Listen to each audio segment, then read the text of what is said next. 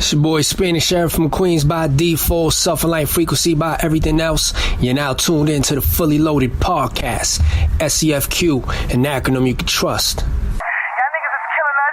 Us black people, we live. We from New York, bitch. We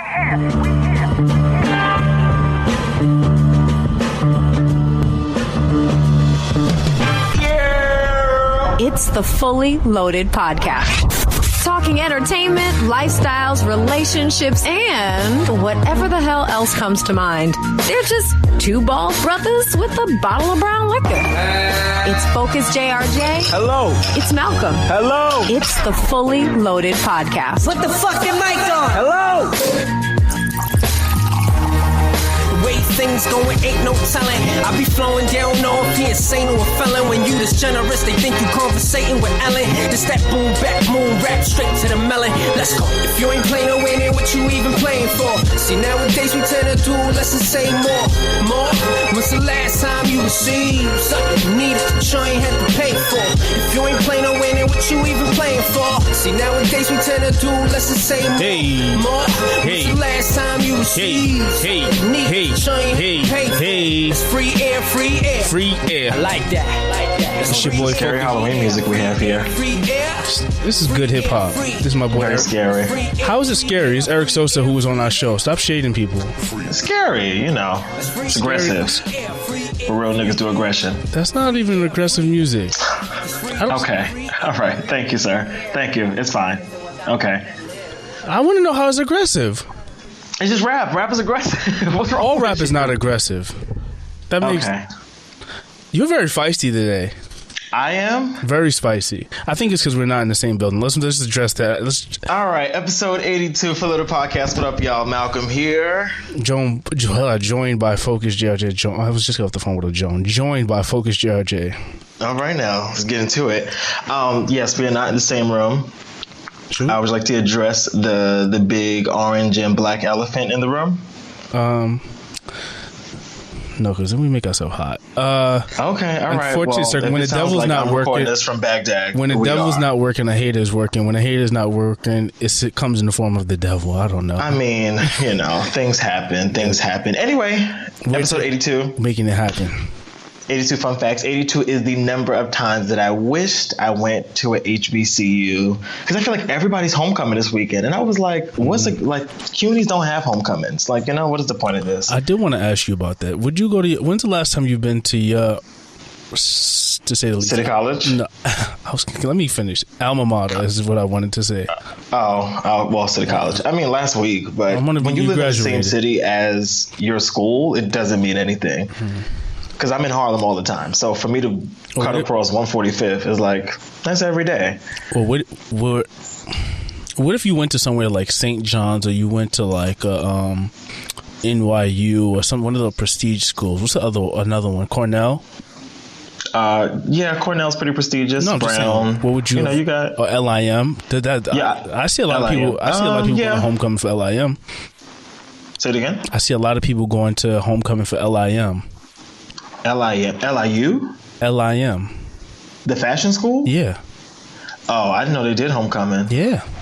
Okay. I mean, they have a lot of. I don't want to get it wrong. Kappas or what's the one? Red and blue. Yeah. Don't get me to start this. Really? Yeah. I didn't know that. I only know one person that went to LIM, and they didn't even finish it. They went to Brooklyn College after, so I don't know anything about that. But do you feel like you missed anything? Not really. I mean, because I saved mad money, so I'm like, did I miss anything? Like, well, you definitely wouldn't have been the person you been today.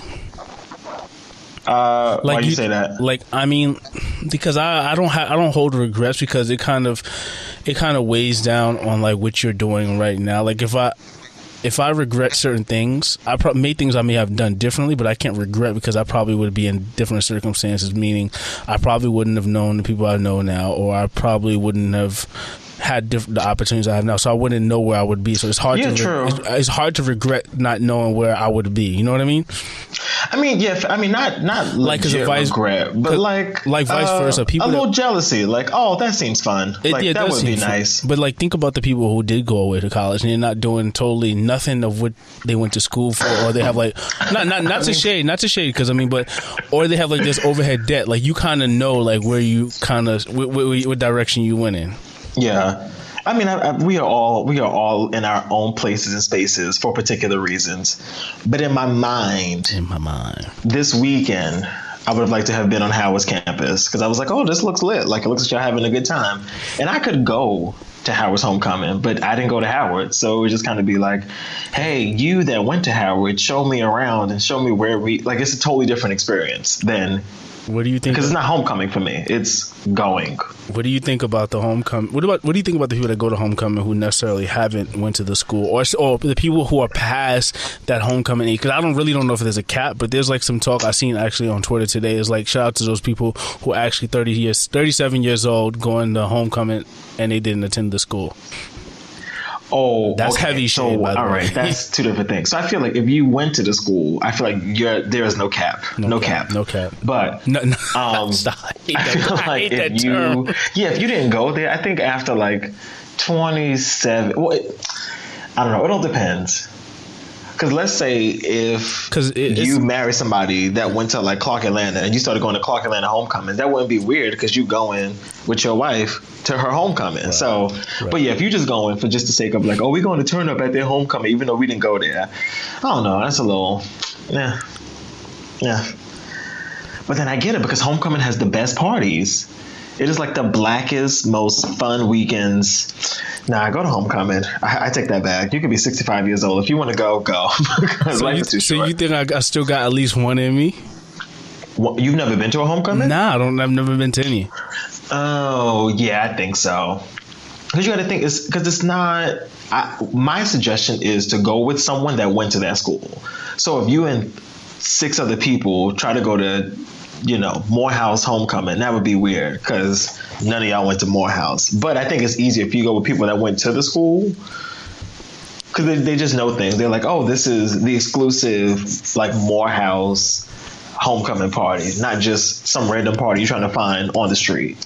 Well, there's also something to be said about the people who I mean, not just homecoming, but the people who actually stayed at home and went to school. Like there's a lot of ins and outs. The homestayers. I mean, a lot of those people had like full-time jobs, part-time jobs, and was living a whole different dynamic of life.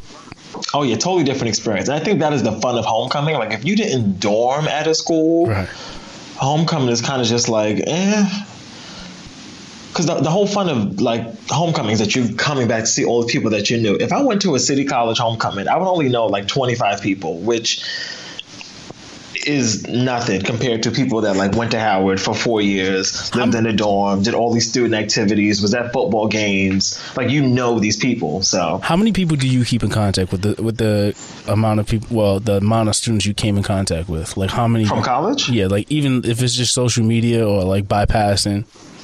Oh, well, social media don't count because you keep in contact with everybody on social, even though y'all really don't talk. Right. You're like, oh, I liked your Halloween pictures. You was cute, girl. But people I actually talk to, I mean, I talk to you. That's one. Thank you. Talk to Kenya, that's 2. I think 2. I think 2 people. Like, it's not a whole long list of people. And again, people that I'm cool with, but like people that I generally talk to on a regular basis, like, no. Nobody I met in college. It's something about, and I don't know, like, I do have a sense of, not a regret, but a sense, I know what you mean now, like a sense of jealousy, because it is something where it's like, it's even those relationships which I didn't build with the people that I was in school with, but I understand that because it's necessarily, everybody had their own agenda, and especially when you go to like a CUNY college, people all at different ages. Like you remember there was people that was damn near 50 in our classes sometimes. Yeah. And then there's like people that was like 30, and then everybody, like I was probably like in the middle range. Like at that time, I think I was like 22 to 25, and then after, like there was kids in there that was like 19. So like even though I was still relatively like me, young and jovial, even though I was still relatively young, there was people way younger than me. Yeah. So it's like everybody has like this different plan. Because I remember having a part-time job, and like there was kids that was just like, well, I just graduated like a year and a half ago, so I'm just trying to figure this shit out. And I'm like, no, I'm trying to get this shit done. Oh yeah, no, and I think that goes to like the CUNY, because even people, because at City there was dorms, which was weird to me, because I was like, you're dorming to live in the city, but you live in New York City. But then there were people that weren't from New York that went there, and I was like, oh, okay, I didn't even think about that.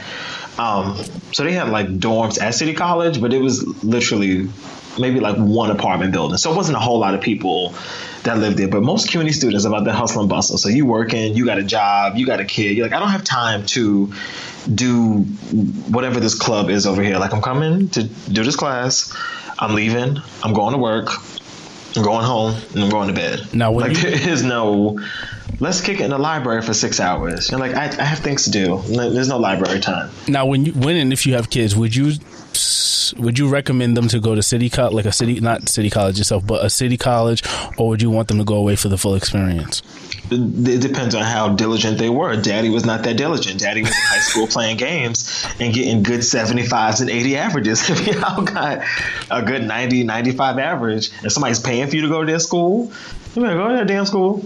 Right. But again, if we have to pay out of pocket, and that's a whole different conversation. Like, because I feel like it's not worth the debt. I'm glad you brought. I'm glad we're for education, because it's something. Like, go ahead. I mean, I have a whole thing with like paying for school anyway. Like, I feel like school should be free pretty much across the board. Right. But I understand that's just not how America works. So yeah, but I don't ever recommend people going to debt for school. I'm like, I don't care how good this program is. Like, I can't even say that. For me, I feel like it's not worth it. Like, what we majored in, you could do that. You could study that anywhere. Now, if it was like Johns Hopkins or like some prestigious medical school or law school, then it might be worth it to really go into debt for it. But to be pushing buttons and talking on microphones, you do not need to spend thousands and thousands of dollars in debt to do that. All right, so I'm glad that we came up with this, because this is an article I actually saved and I almost forgot it. So just last week, I think it was, hold on, give me one. Let me get rid of this ad blocker. You know how this Google machine works. So it was just about 2 weeks ago. It was on the 8th. Article came out. It says Google, Apple, and 12 other companies no longer require employees to have college degrees. Yeah, how do you feel about that? Yeah. It's kind of sparked something, because, we work in an industry which is very lucid, like, go with the motion. Maybe if you meet a good connection, you might get in. And then there's people you come across is like, you don't know shit, and you're here. You're here. I mean, man, let's not even like sugarcoat it. There's opportunities that were presented. Well, I try to make for you, which you got overlooked upon, which you were well qualified for at one point. That's facts, no printer. How do you feel about that? Like, I was, listen, I don't want to seem like a hater, but I felt a certain way when they started to cut back on internships, like when they start to pay interns, and I'm like, what happened to we just doing this? Like, like, what happened to for the culture? Like, you know what I mean? Like, that statement. I think what was happening is that, I mean, not less internship, more job stuff, but I think it was becoming very elitist. Like, it was this thing, like, you have to go to college and you have to have a degree to work at these places, but then you get jobs at these places and you're like, I don't need a degree to work here. Like, if you just tell me, if there's a 1 week training process, which most jobs have anyway, like, you go through training for like a couple of weeks, maybe a month, and after that you're like, oh, okay, I figured out what to do. Like, there are so many jobs that I have had that have had nothing to do with what I went to school for.